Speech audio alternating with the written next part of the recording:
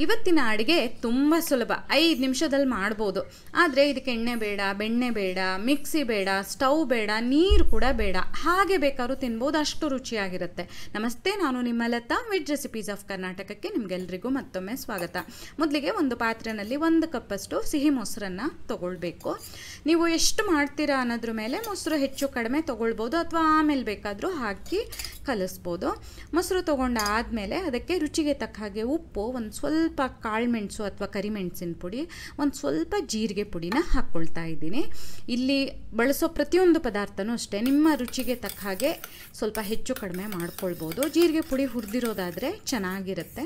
ಹೀಗೆ ಒಂದು ಸಲ ಕಲಿಸ್ಕೊಂಡು ಆನಂತರ ಅದಕ್ಕೆ ಸಿಪ್ಪೆ ತೆಗೆದು ಕತ್ತರಿಸಿರುವಂತಹ ಸೌತೆಕಾಯಿ, ಸಣ್ಣದಾಗಿ ಕತ್ತರಿಸಿರುವಂತಹ ಈರುಳ್ಳಿ, ಹಾಗೆ ಸಣ್ಣದಾಗಿ ತುರಿದಿರೋದು ಅಥವಾ ಕತ್ತರಿಸಿರೋದು ಯಾವುದು ಬೇಕಾದ್ರೂ ಹಾಕ್ಬೋದು. ಸ್ವಲ್ಪ ಕ್ಯಾರೆಟ್ ತುಂಬ ಬೇಡ, ಸಣ್ಣದಾಗಿ ಕತ್ತರಿಸಿರುವಂತಹ ದೊಣ್ಣೆ ಮೆಣಸು, ಹಾಗೂ ಒಂದು ಸ್ವಲ್ಪ ಟೊಮೆಟೊ ಕೂಡ ಅಷ್ಟೇ, ತುಂಬ ಹಾಕಿದ್ರೆ ಹುಳಿ ಆಗ್ಬೋದು. ಹಾಗಾಗಿರೋದ್ರಿಂದ ಸ್ವಲ್ಪ ಟೊಮೆಟೊ ಹಾಕಿದ್ರೆ ಸಾಕು. ಕೊನೆಯಲ್ಲಿ ಕೊತ್ತಂಬರಿ ಸೊಪ್ಪು, ಇವಿಷ್ಟು ಪದಾರ್ಥಗಳನ್ನು ಹಾಕಿ ಕಲಿಸ್ಕೊಳ್ಬೇಕು.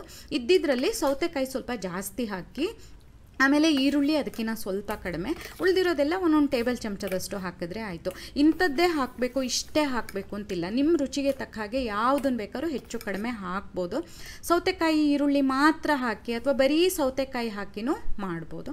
ಕೊನೆಯಲ್ಲಿ ಮೇಲಿಂದ ಸ್ವಲ್ಪ ಅಚ್ಚ ಖಾರದ ಪುಡಿ, ಸ್ವಲ್ಪ ಚಾಟ್ ಮಸಾಲ, ಒಂದು ಸ್ವಲ್ಪ ಈ ಬ್ಲ್ಯಾಕ್ ಸಾಲ್ಟ್ ಅಂತಾರೆ ಅನಿಸುತ್ತೆ ನೋಡಿ, ಒಂಥರ ಪಿಂಕ್ ಕಲರ್ ಇರುತ್ತಲ್ಲ, ಅದನ್ನು ಒಂದು ಸ್ವಲ್ಪ ಹಾಕ್ಕೊಳ್ತಾ ಇದ್ದೀನಿ. ಇದು 3 ಸಹ ಅಷ್ಟೇ, ನಿಮ್ಗೆ ಇಷ್ಟ ಇಲ್ಲ ಅಂದರೆ ಹಾಕೋದು ಬೇಡ, ನಿಮ್ಮ ರುಚಿಗೆ ತಕ್ಕ ಹಾಗೆ ಹಾಕ್ಕೊಂಡ್ರೆ ಆಯಿತು. ಈ ರೀತಿ ಮಾಡಿ ಬಡಿಸೋದು. ಇದ್ರ ಹೆಸರು ವೆಜಿಟೇಬಲ್ ರಾಯ್ತ.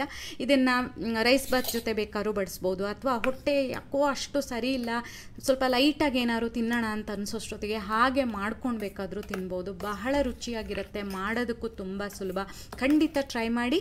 ನಿಮ್ಗೆ ಈ ವಿಡಿಯೋ ಇಷ್ಟ ಆದಲ್ಲಿ ಲೈಕ್ ಮಾಡಿ, ಶೇರ್ ಮಾಡಿ, ಕಮೆಂಟ್ ಮಾಡಿ, ಹಾಗೆ ನಮ್ಮ ಚಾನಲಿಗೆ ಸಬ್ಸ್ಕ್ರೈಬ್ ಮಾಡೋದನ್ನು ಮರಿಬೇಡಿ. ಧನ್ಯವಾದಗಳು.